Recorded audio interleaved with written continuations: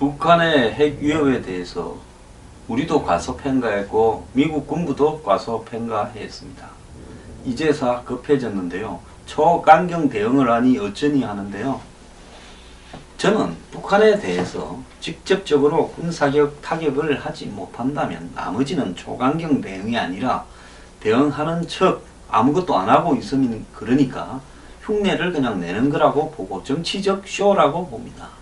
오바마는 전략적 인내라는 말도 안 되는 소리를 하면서 북한과 선을 그어놓고 북한이 선제적으로 비가역적인 돌이킬 수 없을 정도의 가시적인 핵 폐기에 나설 때 대화에 임한다.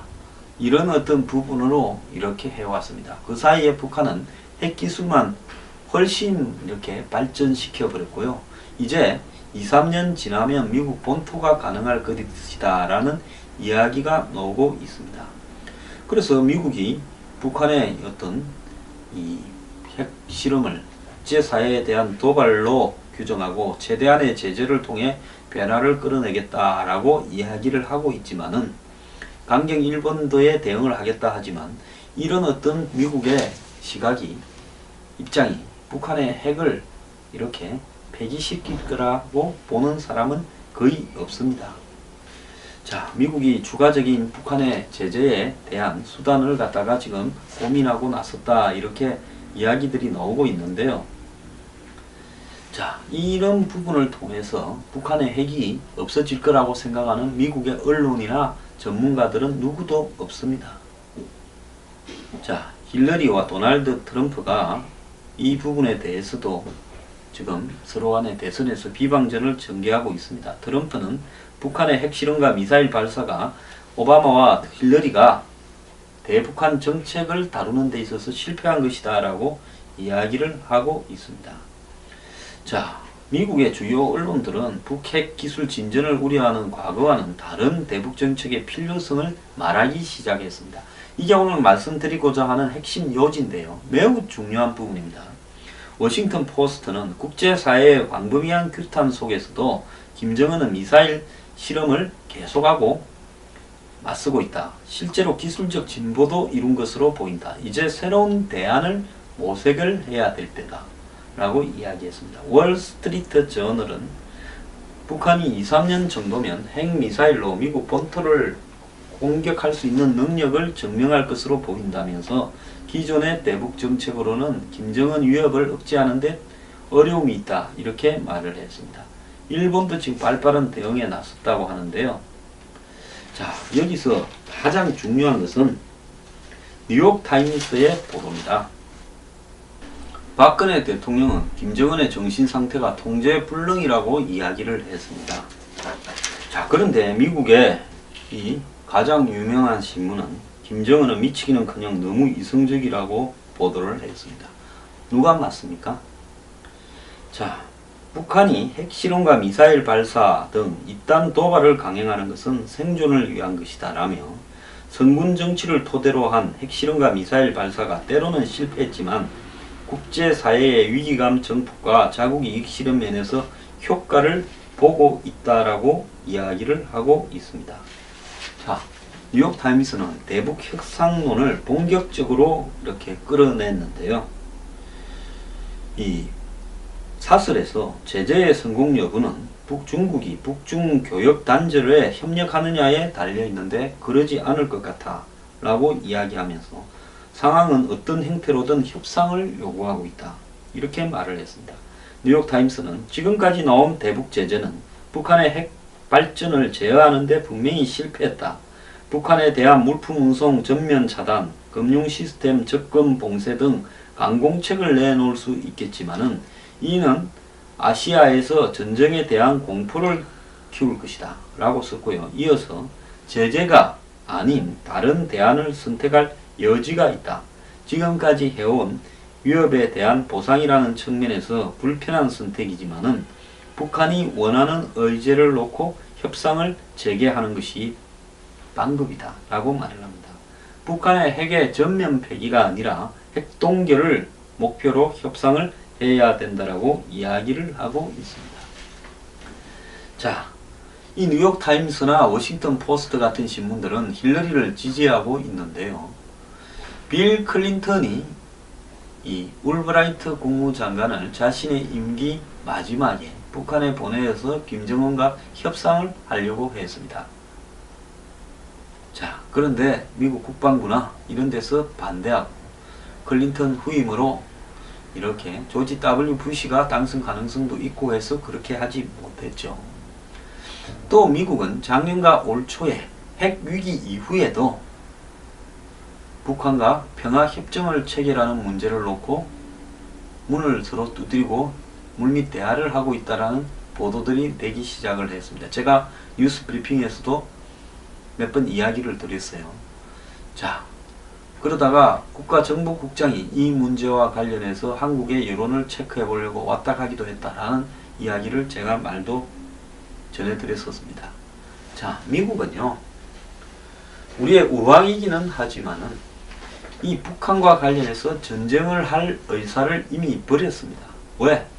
기름 한 방울 나오는 나라도 아니고 지금 미국에서도 세일가스와 세일오일이 많이 나오고 있고 미국의 존립에 대한 핵심적인 이해관계라고 보지도 않습니다. 북한이 핵과 미사일을 가지고 미국을 위협하고 있지만 지금까지 미국에 대해서 테러를 한번 하거나 한 적도 없습니다. 자, 그리고 북한을 쳤을 때 김정은 정권을 무너뜨렸을 때 미국은 중국하고의 또 엄청난 전쟁 내지는 여러가지 문제에 부딪혀야 됩니다. 미국이 그걸 감당하려고 생각하지도 않습니다. 미국이 만약에 한국, 일본과 더불어서 북한을 쳤을 때 중국이 과연 보고 있겠는가 하는 부분도 의문입니다. 그럼 미국은 북한 때문에 그러한 부담을 질 필요는 없다. 적당히 저 인간에 대해서 최대한 압력을 넣다가 그래도 안 되면 마지막에는 협상으로 돌아서자. 이런 생각을 미국 민주당이나 미국의 진보층이라고 할 수 있는 언론에서는 이야기를 하고 있는 겁니다. 자, 이 속에서 내가 트럼프가 돼야 된다고 하는 부분은요.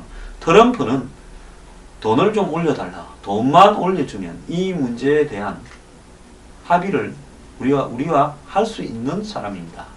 그리고 북한과 직접적인 저런 대화는 안 할 가능성이 높은 사람입니다. 자, 만약에 미국이 북한과 협상에 나서게 됐을 때 어떤 일이 벌어질까요? 북한이 지금까지 딱 한 방, 핵하고 미사일 딱 한 방에만 몰두해온 것. 김정일 때부터 김정은까지 양대에 걸쳐서 핵과 미사일 한 방에만 이렇게 몰두해온 부분은 우리는 다른 거 아무 필요 없다. 이제 재래식 무기도 무의미하다. 우리는 핵, 미사일 이거 딱 한 방을 들고 미국하고 승부를 낸다. 자, 미국이 이제 북미 직접 협상을 하자고 하면 북한이 요구하는 부분은 간단할 겁니다. 우리 핵을 현재 있는 상태에서 확산을 하지 않고 동결하는 것은 동의할게. 절대로 이 폐기를 안 할 겁니다. 대신 너네하고 우리하고 수교를 맺고 지금 전전 상태에 있는 6.25를 이제는 전쟁이 끝났다라는 평화협정으로 맺자. 그리고 더 나아가서 한국에 주둔하고 있는 주한유엔군 사령부나 미8군, 한미연합사 이런 부분들도 해체해 달라. 이렇게 요구를 할 겁니다. 자, 거기에 맞춰서 이제 평화적인 무드가 시작되었다면서 대한민국의 야당, 제야, 진보, 종북, 친중은 다 들고 일어나서 평화로 가고 있다고 박수를 쳐제낄 겁니다. 자, 우매한 이 땅의 국민들은 그것이 더 나은 길이라고 이야기를 하게 될 겁니다. 그러면서 이 평화협정이 체결되고 정전은 종료된 채 그 평화협정이 평화가 아니라 악마협정이 될 겁니다. 그러면서 그 이후에 주한미군 철수로 이어지게 될 거고 한국은 북한의 핵 위협 아래서 거의 무장해제 당한 채로 남아있다가 좌파 정권이나 이런 어떤 우매한 정권이 들었으면서 북한과 협상으로 가게 되고 그러면서 북한에 돈을 퍼주면서 북한의 기분에 따라 이 나라가 유지되느냐 망하느냐라는 갈림길에 서게 될 가능성이 크다고 보고 있습니다. 자, 미국에서 벌써 가장 유력한 신문에서 나오고 있는 지금 북한과의 협상론, 북한의 구미를 맞춰주고 끝내자. 자, 이거 무시무시한 이야기입니다. 과연 우리 정부는 이 지경이 올 때까지 미국과 중국 사이에 양다리를 걸치게 하고 둘 다 짝사랑을 받고 있다고 하고 한중 관계가 역대 최상이라고 이야기하고 중국이 북한을 핵을 폐기해 줄 거라고 기대하고 북한이 또 핵실험을 한다면 말할 수 없는 보복을 해주겠다고 뻥을 쳐왔습니다. 자, 이렇게 되어가는 데 대해서 전략이 뭡니까? 지금 우리가 할 수 있는 일은요, 김정은 제거, 평양에 대한 무슨 쑥대밭, 그 다음에 무슨 이 전술핵 배치, 독자 핵 개발, 핵 잠수함 보유, 미국 무기 좀 한국에 왔다 가라, 기름값 대줄게, 이런 게 아니라요, 가장 중요한 것은 미국과 명확한 약속을 하는 겁니다.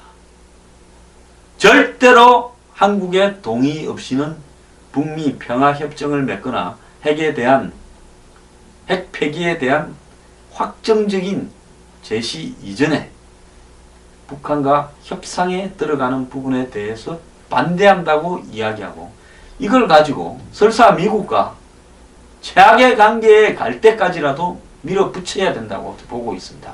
이승만 전 대통령이 휴전에 반대하면서 북진 통일을 주장하면서 방공포로를 석방해서 미국이 에버레디 작전이라는 것을 만들어서 이승만을 체포해서 가두고 한국 정치권은 이승만을 뺀 상태에서 휴전에 동의시키고 자신들은 당시에 53년에 휴전협정이 조인되면 나가버리려고 하지 않았습니까?